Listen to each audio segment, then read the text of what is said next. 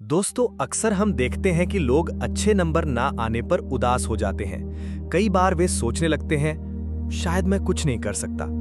कुछ लोग तो बस माता-पिता या समाज की इच्छा पूरी करने के लिए ऐसा रास्ता चुन लेते हैं जिसमें उनका मन ही नहीं लगता। लेकिन असली सवाल ये है, अगर हम अपनी भीतरी आवाज को ही नहीं सुनेंगे, तो क्या कभी सच्ची सफलता पा सकेंगे?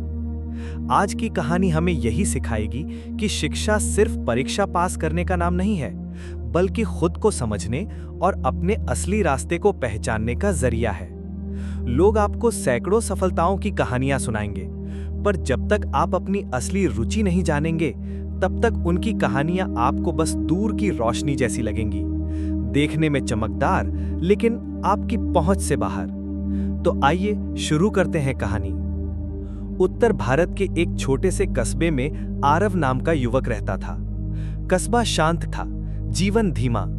आरव हंसमुख और मेहनती था, लेकिन पिछले कुछ दिनों से वो बहुत उलझन में था। उस साल उसने 12वीं की परीक्षा दी थी। उसकी सारे दोस्त कॉलेज की तैयारी कर रहे थे, पर आरव का मन नहीं लग रहा था। ना ही उसे पढ़ाई में मजा आता था और ना ही वो समझ पा रहा था कि आगे क्या करे।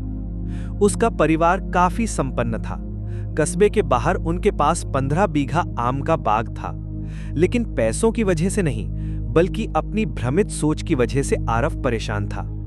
एक सुबह जब वो अपने पिता की मदद कर रहा था, उसने झिझकते हुए अपने दिल की बात बता दी।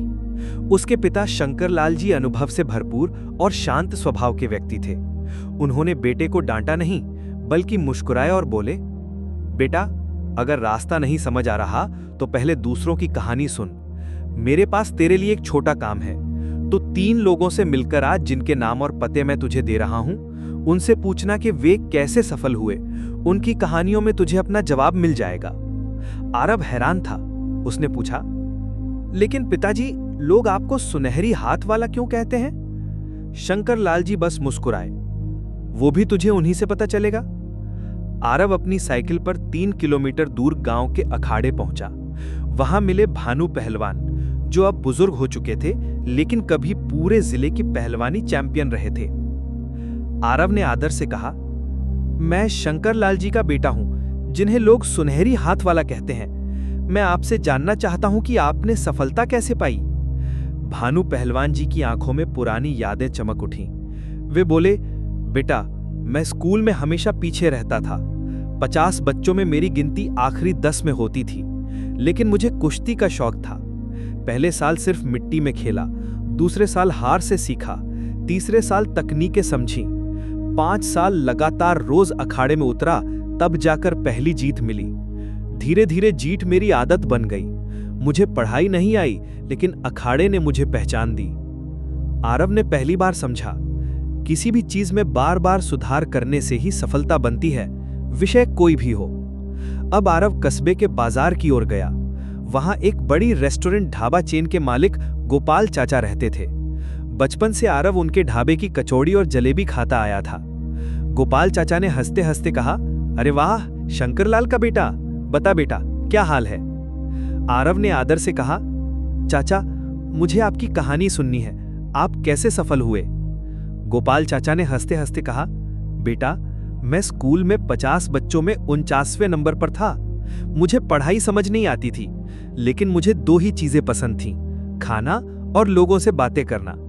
धीरे धीरे मैंने खाना बनाना सीख लिया। पहले परिवार के लिए बनाया, फिर दोस्तों के लिए बनाया। लोगों ने कहा, तेरा हाथ बड़ा स्वादिष्ट है, क्यों ना दुकान खोल ले। पहले साल घाटा हुआ, लेकिन मैंने हार नहीं मानी। नए व्यंजन सीखे, ग्राहकों को खुश करना सीखा और देखते देखते ढाबा रेस्टोरेंट बन गया। आज लोग पूरे जिले से मेरे यहाँ खाना खाने आते हैं। फिर वो मुस्कुराकर बोले, बेटा, पढ़ाई जरूरी है, लेकिन उससे ज्यादा जरूरी है अपनी असली चाहत में डटे रहना। अब आरव पहुंचा कस्बे के एक साधारण से मकान पर। यहां रहते थे मोहन सर, अपने जमाने के सबसे होशियार विद्यार्थी, जो हमेशा कक्षा में प्रथम आते थे। आरव ने प्रणाम कर पूछा, सर, आप सबसे सफल विद्यार्थी रहे, मुझे भी बताइए आपका राज क्या है? मोहन सर शांत होकर बोले, हाँ, मैंने हर विषय में अच्छे नंबर पाए, लेकिन गलती ये हुई कि मैंने किसी एक विषय को गहराई से नहीं सीखा। हर चीज थोड़ी थोड़ी सी सीखी, पर किसी में उस्ताद नहीं बन पाया। नतीजा ये हुआ कि मेरी जानकारी तो बहुत है, लेकिन पहचान आज भी अधूरी है। फिर वो मुस्कुराकर कहा, तुझे एक बात बताऊं, तेरे पिताजी शंकरलाल हमारी कक्षा में सबसे आखिरी नंबर पर थे। एक बार बाग में काम करते समय उनका हाथ गहरी चोट से घायल हो गया था। डॉक्टर ने उसका इलाज सोने की पॉलिश वाले पट्टे से किया था। तब से लोग उन्हें सुनहरी हाथ वाला कहने लगे, लेकिन उस चोट के बाद भी उन्होंने अपने बाग के आम को संवारना नहीं छोड़ा। धीरे धीरे मेहनत से वही बाग आज पूरे कस्बे का सबसे बड़ा आम का बाग बन गया। तेरे पिता ने हार नहीं मानी, यही उनकी सबसे बड़ी सफलता है। आरव जब घर लौटा तो उसका मन बदला हुआ था। अब उसे समझ आ गया था कि उसे सबसे ज्यादा लगाव किससे है, आम के पेड़ों और बागबानी से। उसने ठान लिया कि वो अपने पिता की तरह बागबानी को ही अपनाएगा, लेकिन साथ ही नई तकनीकों, कृषि विज्ञान और पशुपालन की पढ़ाई भी करेगा, ताकि आने वाले समय में अपने काम को और आधुनिक बना सके। दोस्तों, इस कहानी से हमें यही सीख मिलती है, सफलता बाहर नहीं, हमारे भीतर छिपी है। अगर हम अपनी असली रुचि को पहचानकर उसमें मेहनत करें, तो एक दिन दुनिया हमें हमारे काम से पहचानेगी। याद रखिए, अगर आप भीड़ का रास्ता चलेंगे तो बस अनुयायी बनेंगे, लेकिन अगर अपनी राह चुनेंगे तो दूसरों के लिए नई राह बनाने वाले बनेंगे। तो सोचिए, आपकी असली चाहत क्या है और कब से आप उसे जीना शुरू करेंगे।